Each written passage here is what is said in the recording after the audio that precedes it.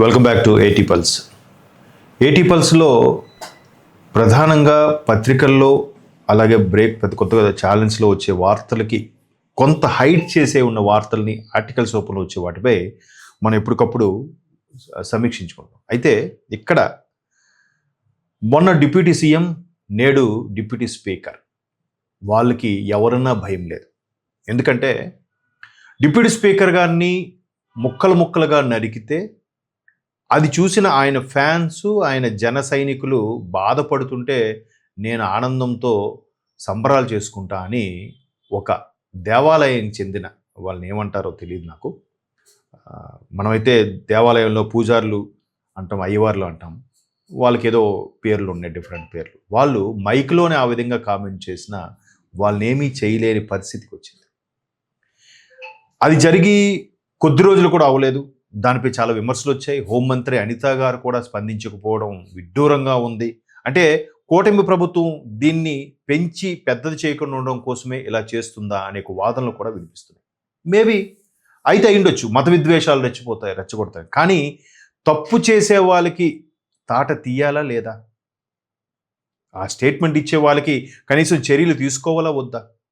ఇదిలా ఉంటే మొన్న జరిగిన ఆకివీడి ఘటన తీసుకుంటే డిప్యూటీ స్పీకర్ రఘురామకృష్ణంరాజు గారు, చాలామంది అంటారు వివాదాలకి కేర్ ఆఫ్ అడ్రస్ కాదు.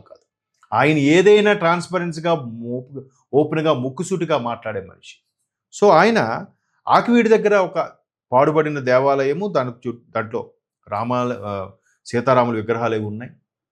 సో అక్కడ ఆయన వెళ్ళి ఎవరో చెప్పారని వెళ్ళి సరే మనం దీన్ని బాగు చేసుకుందాం, కట్టుకుందాం. ఎందుకంటే ఆకివీడి అనేది ప్రస్తుతం ఆయన ఉండి నియోజకవర్గానికి ప్రాతినిధ్యం వహిస్తున్నారు కాబట్టి దాని నుంచి ఆయన ఎమ్మెల్యేగా నెగ్గారు, ఇప్పుడు డిప్యూటీ స్పీకర్గా ఉన్నారు. సో ఆయన వెళ్తే అక్కడ ఉండే ఒక వర్గానికి చెందిన వాళ్ళు వచ్చి స్వామివారి మెడలో వేసిన పూలదండ కూడా తీసేసి నానా రభస చేస్తే వాళ్ళకి ఇచ్చి అంత ధైర్యం ఎవరిచ్చారు? ఎవరు ప్రార్థన వాళ్ళు చేసుకుంటారు, ఎవరు చర్చిల్లో వాళ్ళు, ఎవరు దేవాలయాల వారు, ఎవరు మాస్కులు వాళ్ళు చేసుకుంటుంటే ఇక్కడ వాళ్ళు అంత నిర్భయంగా దండ తీసేసి పడేయడం. తర్వాత రఘురామకృష్ణరాజు గారు కాన్వాయ్ వెళ్తుంటే మీద అడ్డుపడి ఆయన కాన్వాయ్ మీద గీతలు కొట్టడం, చెప్పులతో రాళ్ళతో కొట్టే పరిస్థితి రావడం, కర్రలకి మేకులు కొట్టి కూడా ఇబ్బందికర పరిస్థితులు చేయడం. ఇదంతా జరిగిన తర్వాత పోలీసులు ఈ విధమైన ఇబ్బందికర పరిస్థితులు వస్తున్నాయని వెంటనే ఆయన దానికి సంబంధించి చర్యలు తీసుకునే ప్రక్రియ చేస్తే సుమారుగా ఒక 57 మంది ఎంతమంది అరెస్ట్ చేశారు. ఇప్పుడు అరెస్ట్ చేస్తే చేసిన తప్పుడు పనికి తప్పించి దాన్ని వేరే విధంగా అట్రాసిటీ కేసు కింద దాన్ని డైవర్ట్ చేయడం, అక్కడ దారుణంగా ఒక రకమైన విధానాన్ని పెంచి పోషించడం. దీని వెనక ఎవరున్నారు? ఎవరు ఇలా నడిపిస్తున్నారు? అంటే చాలామంది విమర్శించేది ఏంటంటే ఏదైతే ప్రతిపక్ష హోదా కూడా దక్కలేదో అటువంటి పార్టీలే దీని వెనక నుంచి కూటమిపై బురద జల్లే ప్రయత్నం చేస్తున్నాయి, కూటమిని అభాసుపాలు చేయడానికి చేస్తున్నాయని విమర్శలు వస్తున్నాయి. ఇప్పుడు ఇదిలా ఉంటే డిప్యూటీ స్పీకర్ రఘురామకృష్ణరాజు గారు మరొక్కసారి అధికారులతో సమీక్ష నిర్వహించి తీసుకొస్తే సుమారుగా 113 చర్చిలకి అనుమతే లేదంట. వారి ఇల్లు కావచ్చు, చర్చి కావచ్చు, ఆఫీసులు వాళ్ళు సొంతంగా నడిపించేస్తున్నారు. ఈ విధమైన పరిస్థితులు రావడానికి కారకులు ఎవరు? సరే, ప్రభుత్వం కానీ హోంశాఖ కానీ చూసి చూడనట్టు ఊరుకోవడమో, లేదా అక్కడ తప్పుడు చేసే వాళ్ళకి మెల్లమెల్లగా అదుపులోకి తీసుకొని వాళ్ళకి కౌన్సిలింగ్ ఇవ్వడమో, అరెస్ట్ చేయడమో ఏదో చేస్తుంది. అయినప్పటికీ మనలో మనం కొట్టుకు చచ్చేలాగా, మనలో మనం విద్వేషాలు రెచ్చగొట్టేలాగా చేసే ప్రక్రియ వెనక నుంచి ఎవరు చేస్తున్నారు? వెస్ట్ బెంగాల్లో మమతా దీదీ గారు చేస్తున్నారంటే ఓకే, బంగ్లాదేశ్ చొరబాటుదారుని ఎంకరేజ్ చేసి వాళ్ళ ద్వారా ఓట్లు పొందాలని. మరి ఇక్కడ నెక్స్ట్ సీఎం రప్ప అనుకునే వ్యక్తులు అటువంటి ఓట్ల మీదే ఆధారపడి బతుకుతున్నారా? ఆ విధంగానే రెచ్చగొట్టే ప్రయత్నం చేస్తున్నారా?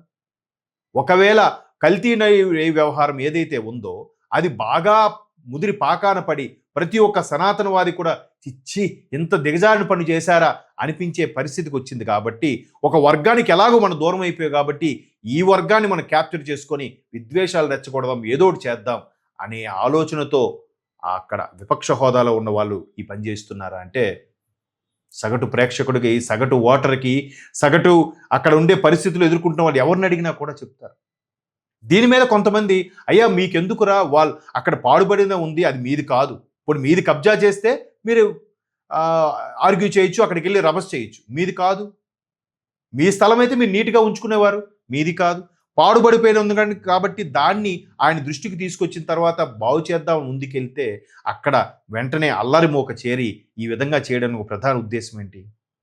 మీ మీ ఇంట్లోకి వచ్చారా? లేదు. పోనీ మీరేదో ప్రార్థనలు చేసుకుంటున్న మీ పవిత్ర స్థలాన్ని వాళ్ళు కబ్జా చేయాలని చూసారా? కాదు. మరి ఎందుకు మీకు ఆ తాపత్రయం, మరి ఎందుకు ఆ బాధ? అంటే మీ వెనక ఎవరో ఒక శక్తి, ఒక వ్యవస్థ నడిపిస్తున్నవారు ఉన్నారు. మీరు ఆ డబ్బులకి వాళ్ళు ఇచ్చే పైసలకి కక్కుర్తుపడి ఈ విధమైన పరిస్థితికి వచ్చారు. బట్ వాళ్ళు సేఫ్గా ఉన్నారు, మీరు అరెస్ట్ అయ్యారు. 57 మందిలో మీరు మీ కుటుంబ సభ్యులు ఉన్నారు.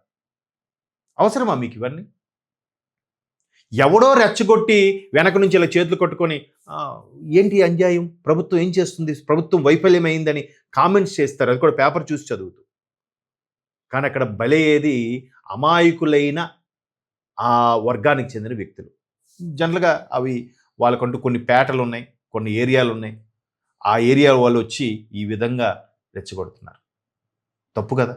మరి దీనిపై ప్రభుత్వం చర్యలు తీసుకుంటే మా గొంతు కోసేశారు, మా గొంతు నిలిమేశారు, మా నోరు నొక్కేశారని మాట్లాడుతున్నారు. డిప్యూటీ స్పీకర్ స్థాయి వ్యక్తికి, డిప్యూటీ సీఎం లాంటి పవన్ కళ్యాణ్ గారు లాంటి మీద అలాంటి మాటలు మాట్లాడుతుంటే ఎంత ఓపెన్గా పబ్లిక్గా, ఇది ఎక్కడో కాశ్మీర్లోనో లేదంటే పాకిస్తాన్లోనో కాదు, భారత నడిబొడ్డున భారతదేశ అంతర్భాగంలో ఆంధ్రప్రదేశ్లో ఇది జరుగుతుందంటే ఇది రేపొద్దున మన ఇంటి పక్కకి మీ ఇంటి పక్కకి రాదని గ్యారంటీ ఉందా? చూడండి ఎంత విచ్చలవిడితనం ఇది. దీన్ని చెక్ పట్టాల్సిన బాధ్యత ప్రభుత్వానికి ఉంది.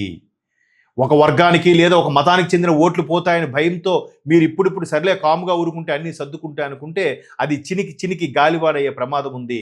ఇప్పటికే ఆ దెబ్బ ముదిరి పాకాలు పడి సెప్టిక్ అయ్యే ప్రమాదం ఉంది. ప్రభుత్వానికి కానీ అక్కడ కాముగా మనకెందుకులే అని ఊరుకునే ప్రజలకు కానీ. సో ఇది ఒకసారి మొన్న డిప్యూటీ సీఎం, నేడు డిప్యూటీ స్పీకర్, నేడు మీ వంతు కూడా రావచ్చు.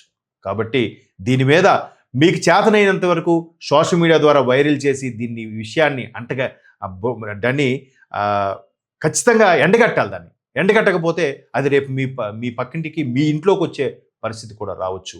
తస్మాత్ జాగ్రత్త. ఇది మేము ఏటీబల్స్ ద్వారా ఎవరి వైపు న్యాయం ఉంది, ఎవరు తప్పు అనే దాని మీద సమీక్షగా చెప్పే వ్యవహారమే. మీరు ఒక్కసారి ఆలోచించండి. మీ ఆలోచన విధానాన్ని కామెంట్స్ రూపంలో తెలియజేయండి ప్లీజ్.